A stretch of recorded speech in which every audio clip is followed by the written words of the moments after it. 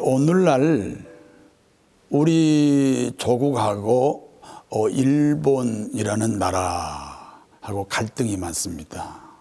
저는 어려서부터 늘 들어온 이야기가 있습니다. 가깝고도 먼 나라다. 가까우니까 가까이 지내면 얼마나 좋습니까? 그런데 왜 먼 나라가 되고 있습니까? 세계사를 보면 잘못된 역사는 반드시 단절이라고 하는 과정이 필요합니다. 그것을 역사청산이라고 합니다. 독일은 나치 정권, 잘못된 정권에 대하여 분명히 단절을 시켰습니다. 그 역사에 대해서 청산을 했습니다.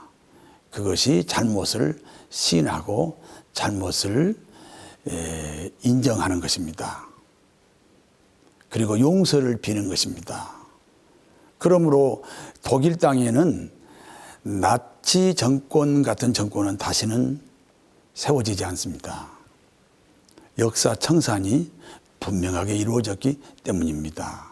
일본이 대한민국을 침략했던 것도 잘못된 역사입니다. 청산해야 되는 역사입니다.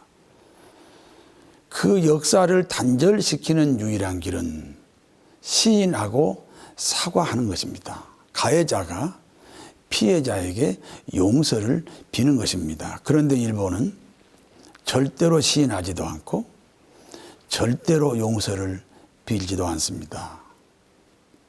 이유가 무엇이겠습니까? 일본이 대한민국을 1910년에 합방시켰습니다. 전쟁을 일으켜서 합방시킨 게 아닙니다. 일본하고 대한민국이 5,000년 관계를 맺어오면서 우리가 한 번도 전쟁에서 진 적이 없습니다. 그래서 1910년의 합방은 전쟁이 아닙니다.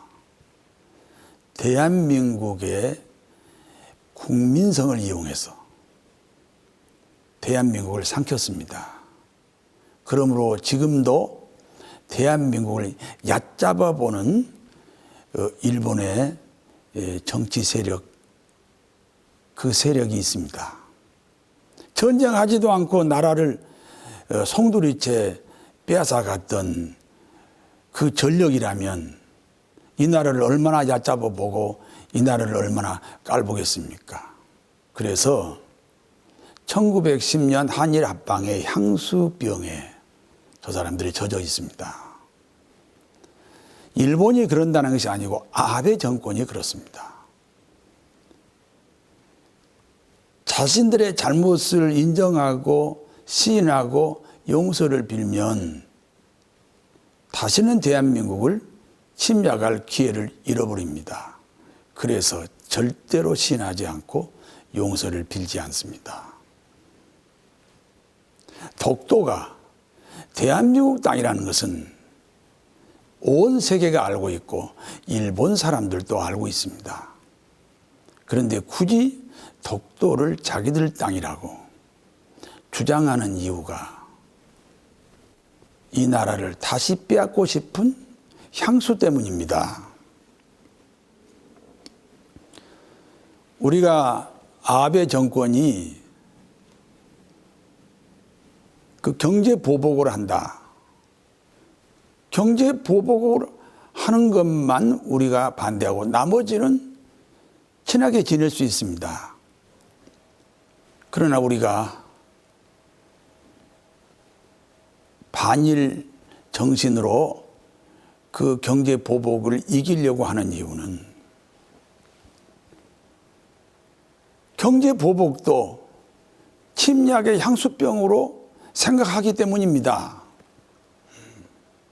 그래서 우리가 반일본 운동이 일어났습니다. 이스라엘 역사에 이방 나라하고 타협한 적이 없습니다. 왜냐하면 그 이방 나라들이 언제나 이스라엘을 침략하는 야욕을 가지고 있었기 때문입니다. 시대를 잘 분별하는 믿음의 사람들이 되시기를 진심으로 바랍니다.